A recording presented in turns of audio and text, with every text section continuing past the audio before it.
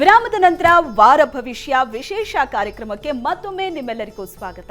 ಈಗಾಗಲೇ ಮೊದಲ 4 ರಾಶಿಗಳ ಬಗ್ಗೆ ಶಾಸ್ತ್ರಿಗಳು ತಿಳಿಸಿಕೊಟ್ಟಿದ್ದಾರೆ. ಇನ್ನುಳಿದ ರಾಶಿಗಳ ಫಲಾಫಲ ಹೇಗಿದೆ ನೋಡೋಣ. ಶಾಸ್ತ್ರಿಗಳೇ, ಮುಂದಿನ 4 ರಾಶಿ ಸಿಂಹರಾಶಿಯಿಂದ ಮುಂದೆ ಹೇಗಿದೆ ಇಡೀ ಗಮನಿಸೋಣ. ಸಿಂಹರಾಶಿಯವರಿಗೆ ವಾರದ ಆದಿಯಲ್ಲಿ ನೋಡಿ, ವೃತ್ತಿಯಲ್ಲಿ ವಿಶೇಷ ಅನುಕೂಲ, ದೇವತಾ ಕಾರ್ಯಗಳಲ್ಲಿ ಆಸಕ್ತಿ ಉಂಟಾಗುತ್ತೆ, ಸಾಮಾನ್ಯವಾಗಿ ವ್ಯಯ ಇದೆ.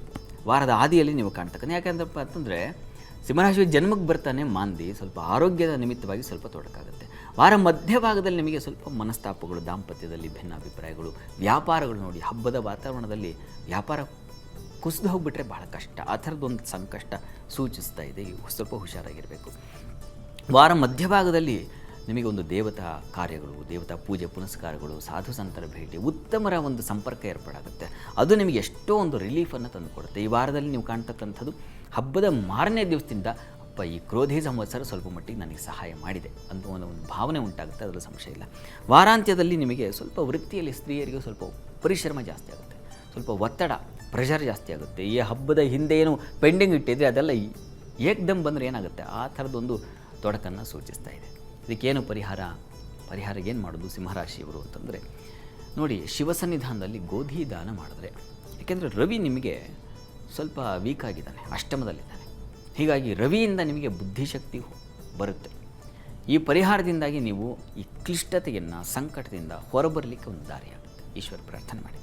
ಕನ್ಯಾ ರಾಶಿಯವರಿಗೆ ನೋಡಿ, ವಾರದ ಆದಿಯಲ್ಲಿ ನಿಮಗೆ ವೃತ್ತಿಯಲ್ಲಿ ಅಸಮಾಧಾನ, ಸ್ತ್ರೀಯರಿಗೆ ನಷ್ಟ, ವ್ಯಥೆ. ಇದಕ್ಕೇನಪ್ಪ ಕಾರಣ ಅಂತಂದರೆ ಚಂದ್ರನ ಬಲಹೀನತೆ, ಮಾಂದಿಯ ಸಂಚಾರ ವ್ಯಯದಲ್ಲಾಗ್ತಕ್ಕಂಥದ್ದು. ಇದು ಸ್ವಲ್ಪ ಕಠಿಣತೆಯನ್ನು ನೋಡಿ. ಹಬ್ಬಕ್ಕೆ ಊರಿಗೆ ಹೋಗಬೇಕು ಅಂದರೆ ಅದಕ್ಕಿಲ್ಲ, ಹಬ್ಬಕ್ಕೆ ರಜಾ ಬೇಕು ಅಂದರೆ ಅದಕ್ಕಿಲ್ಲ, ಏನೋ ಒಂದು ವ್ಯಥೆ ಉಂಟಾಗುವ ಲಕ್ಷಣ ಸೂಚಿಸ್ತಾ ಇದೆ. ಕನ್ಯಾ ರಾಶಿ ಸ್ವಲ್ಪ ಸಂದಿಗ್ಧವಾಗಿರ್ತೀರ. ವೃತ್ತಿಯಲ್ಲೂ ಅಷ್ಟೇ ಸ್ವಲ್ಪ ಕಠಿಣತೆಯನ್ನು ಸೂಚಿಸ್ತಾ ಇದೆ ವಾರದ ಆದಿಯಲ್ಲಿ. ವಾರ ಮಧ್ಯಭಾಗದಲ್ಲಿ ಮಾಂದಿ ಕರ್ಮಸ್ಥಾನದಲ್ಲಿ ಸಂಚಾರ ಆಗೋದ್ರಿಂದ ಕೆಲಸದ ಒತ್ತಡ, ಹಬ್ಬ ಮಾಡಲಿಕ್ಕೂ ಆಗದಂಥ ಪುರುಷೋತ್ತಿ ಇಲ್ಲದ ಹಾಗೆ ಕೆಲಸದ ಒತ್ತಡ ಬೀರುತ್ತೆ. ಅಕಸ್ಮಾತ್ ಹಬ್ಬ ಇತ್ತು ಮನೆಯಲ್ಲಿ ಅಂದರೆ ಮನೆಯಲ್ಲೂ ಹಬ್ಬದ ಕೆಲಸವೇ ವಿಪರೀತವಾಗಿ ಒಂದು ತೋರಣ ಕಟ್ಟೋದ್ರಿಂದ ಹಿಡಿದು ಎಲ್ಲ ನಿಮ್ಮ ತಲೆ ಮೇಲೆ ಬಿದ್ದುಬಿಡುತ್ತೆ. ಆ ಥರದ್ದೊಂದು ಕ್ಲಿಷ್ಟತೆ ಇದೆ, ಮನಸ್ಸಿಗೆ ಸ್ವಲ್ಪ ಪೆಟ್ಟು ಬೀಳುತ್ತೆ.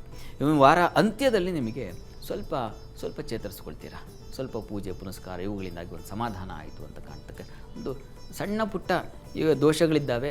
ಅದು ದಾಂಪತ್ಯದಲ್ಲಿ ಭಿನ್ನಾಭಿಪ್ರಾಯಗಳು, ರವಿ ರಾಹು ಎಲ್ಲ ಅಲ್ಲಿ ಇರೋದ್ರಿಂದಾಗಿ ಮನಸ್ತಾಪಗಳು ಹೆಚ್ಚಾಗೋ ಸಾಧ್ಯತೆ. ಇದಕ್ಕೆ ಪರಿಹಾರ ಏನಪ್ಪ, ಕನ್ಯಾ ರಾಶಿಯವರು ನಿಶ್ಚಯವಾಗಿ ಪರಿಹಾರ ಮಾಡಿಕೊಳ್ಬೇಕು. ವಿಷ್ಣು ಸನ್ನಿಧಾನಕ್ಕೆ ತೆಂಗಿನಕಾಯಿ ಸಮರ್ಪಣೆ ಮಾಡಿ, ವಿಷ್ಣು ಸಹಸ್ರನಾಮ ಹೇಳ್ಕೊಳ್ಳಿ. ತುಲಾರಾಶಿಯವರಿಗೆ ವಾರದ ಆದಿಯಲ್ಲಿ ನಿಮಗೆ ಹೆಚ್ಚಿನ ಲಾಭದ ದಿನ, ವೃತ್ತಿಯಲ್ಲಿ ಹೆಚ್ಚಿನ ಅನುಕೂಲ, ಸಹಕಾರಗಳು ಸಿಗ್ತಾ ಹೋಗುತ್ತೆ, ಲಾಭ ಇದೆ. ಮಾನಸಿಕವಾಗಿ ಸ್ವಲ್ಪ ಅಸಮಾಧಾನ ವಾರದ ಆದಿಯಲ್ಲಿ. ಕಾರಣ ಏನಪ್ಪ ಅಂತಂದರೆ ಚಂದ್ರನ ಬಲ ಇಲ್ಲ, ಆತನೇ ಕರ್ಮಾಧಿಪತಿ. ಹೀಗಾಗಿ ಕೆಲಸದ ವಿಚಾರದಲ್ಲಿ ನಿಮಗೆ ಸ್ವಲ್ಪ ಪ್ರೆಷರ್ ಜಾಸ್ತಿಯಾಗಿ ಮನಸ್ಸಿಗೆ ಬೇಸರ ಆಗುತ್ತೆ. ಇನ್ನು ವಾರದ ಮಧ್ಯಭಾಗದಲ್ಲಿ ನಿಮಗೆ ನೋಡಿ, ತಂದೆ ಮಕ್ಕಳಲ್ಲಿ ಭಿನ್ನಾಭಿಪ್ರಾಯ ಬರುತ್ತೆ. ಹಬ್ಬದ ವಾತಾವರಣ ನಿಮಗೆ ಸ್ವಲ್ಪ ಈ ತೊಂದರೆ ಉಂಟು ಮಾಡುತ್ತೆ, ಸ್ವಲ್ಪ ಮನಸ್ಸಿಗೆ ಬೇಸರ ಉಂಟು ಮಾಡೋ ಸಾಧ್ಯತೆ ಇದೆ. ತಂದೆ ಮಕ್ಕಳ ವಿಚಾರದಲ್ಲಿ ಮಾತ್ರ ಧರ್ಮಶ್ರದ್ಧೆ, ಒಳ್ಳೆ ಕೆಲಸ ಮಾಡೋದು ಇಲ್ಲ, ಅದಕ್ಕೆ ಆಲಸ್ಯ ಬಂದ್ಬಿಡುತ್ತೆ. ಆ ಥರದ್ದು ಒಂದು ಲಕ್ಷಣ ಸೂಚಿಸ್ತಾ ಇದೆ.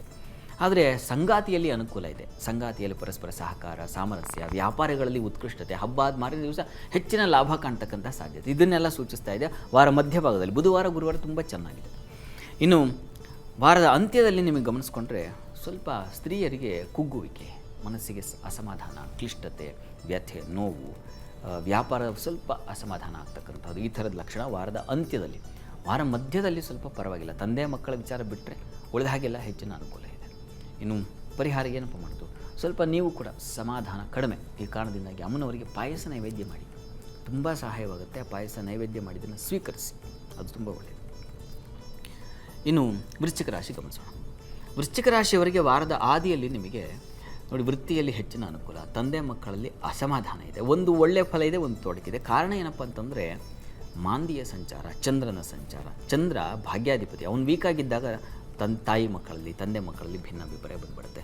ವಾರ ಮಧ್ಯಭಾಗದಲ್ಲೂ ಅಷ್ಟೇ ಸ್ವಲ್ಪ ಮಾನಸಿಕವಾಗಿ ಕುಗ್ತೀರಾ, ಖಿನ್ನತೆ, ಕ್ಲೇಶ, ಕಠಿಣತೆಯನ್ನು ಎದುರಿಸಬೇಕಾದ ಸಂದರ್ಭ ಬರುತ್ತೆ. ಅಂತೂ ಈ ಒಂದು ವಾರ ಹಬ್ಬದ ವಾತಾವರಣದಲ್ಲೂ ನೀವು ಸ್ವಲ್ಪ ನಡುಗೋದು, ಭಯದ ವಾತಾವರಣ ಉಂಟಾಗೋದು, ಇಂಥದ್ದೊಂದು ಲಕ್ಷಣ ಇದೆ. ವಾರಾಂತ್ಯದಲ್ಲಿ ನಿಮಗೆ ನೋಡಿಪ್ಪ, ಚಂದ್ರ ಮಾಂದಿಯರು ಸೇರ್ತಾರೆ ಸಪ್ತಮ ಸ್ಥಾನದಲ್ಲಿ. ಹೀಗಾಗಿ ಮನಸ್ಸಿಗೆ ಬೇಸರ ಆಗುತ್ತೆ. ಸಂಗಾತಿಯಲ್ಲಿ, ವ್ಯಾಪಾರಗಳಲ್ಲಿ, ದೂರ ಪ್ರಯಾಣ ಇದ್ದರೆ ಅಲ್ಲಿ ತೊಡಕಾಗ್ತಕ್ಕಂಥದ್ದು ಸ್ವಲ್ಪ ಕ್ಲಿಷ್ಟವಾಗಿದೆ. ಚಂದ್ರ ಉಚ್ಚ ಸ್ಥಾನದಲ್ಲಿದ್ದಾನೆ, ಹಾಗಾಗಿ ಕೊನೆಯ ದಿವಸ ಶನಿವಾರದ ವೇಳೆಗೆ ಸ್ವಲ್ಪ ರಿಲೀಫ್ ಆಗ್ತೀರಾ. ವೃತ್ತಿಯಲ್ಲೆಲ್ಲ ಅನುಕೂಲ ಆಗ್ತಕ್ಕಂಥದ್ದು, ಈ ಥರದ್ದೆಲ್ಲ ಅನುಕೂಲ ಆಗುತ್ತೆ. ಆದರೆ ಸಾಲದ ಸುಳಿ ಸಿಕ್ಕಾಕೊಳ್ಳೋ ಸಾಧ್ಯತೆ ಇದೆ. ತುಂಬ ಹುಷಾರಾಗಿರಬೇಕು ವೃಶ್ಚಿಕ ರಾಶಿಯವರು. ಪರಿಹಾರ ಏನು ಮಾಡೋದು? ಪರಿಹಾರ ಇಡೀ ವಾರ ನೀವು ಮಾಡ್ತಕ್ಕಂಥದ್ದು ಋಣಮೋಚನ ನರಸಿಂಹ ಸ್ತುತಿ. ಹಬ್ಬದ ವಾತಾವರಣದಲ್ಲಿ ಸಾಲಕ್ಕೆ ಹಬ್ಬ ಚೆನ್ನಾಗಿ ಆಚರಿಸಬೇಕು ಅಂತ ಸಾಲ ಮಾಡಿದ್ರೆ ತೊಂದರೆಗೊಳಪಡ್ತೀರ. ಹೀಗಾಗಿ ಇದ್ದಷ್ಟರಲ್ಲಿ ಸಮಾಧಾನ ಕಂಡುಕೊಳ್ಳೋದು ಬಹಳ ಒಳ್ಳೆಯದು. ಇರುವ ಭಾಗ್ಯವನ್ನೆನೆದು ಬಾರೆ ನಿಂಬುದನ್ನು ಬಿಡುವಂತಾರಲ್ಲ ದೇವಿಜಿ, ಅದು ಬೇಕು. ನರಸಿಂಹ ಸ್ತುತಿಯನ್ನು ಹೇಳ್ಕೊಳ್ಳಿ, ಅನುಕೂಲ ಆಗುತ್ತೆ. ಇದು ವೃಶ್ಚಿಕವರೆಗಿನ ಫಲಗಳು. ಎಸ್ ಸರ್, 4 ರಾಶಿಗಳ ಇಡೀ ವಾರದ ಭವಿಷ್ಯ ಹೇಗಿದೆ ಅನ್ನೋದನ್ನ ಶಾಸ್ತ್ರಿಗಳು ಈಗ ತಿಳಿಸ್ಕೊಟ್ಟಿದ್ದಾರೆ. ಅದರ ಜೊತೆಗೆ ಸಣ್ಣ ಪುಟ್ಟ ತೊಡಕುಗಳಿದ್ರೆ ಯಾವ ರೀತಿ ಪರಿಹಾರ ಮಾಡ್ಕೋಬೇಕು ಅನ್ನೋದನ್ನು ಕೂಡ ತಿಳಿಸಿದ್ದಾರೆ. ಮುಂದಿನ 4 ರಾಶಿಗಳ ಬಗ್ಗೆ ನೋಡೋಕ್ಕೂ ಮುನ್ನ ಒಂದು ಚಿಕ್ಕ ವಿರಾಮ.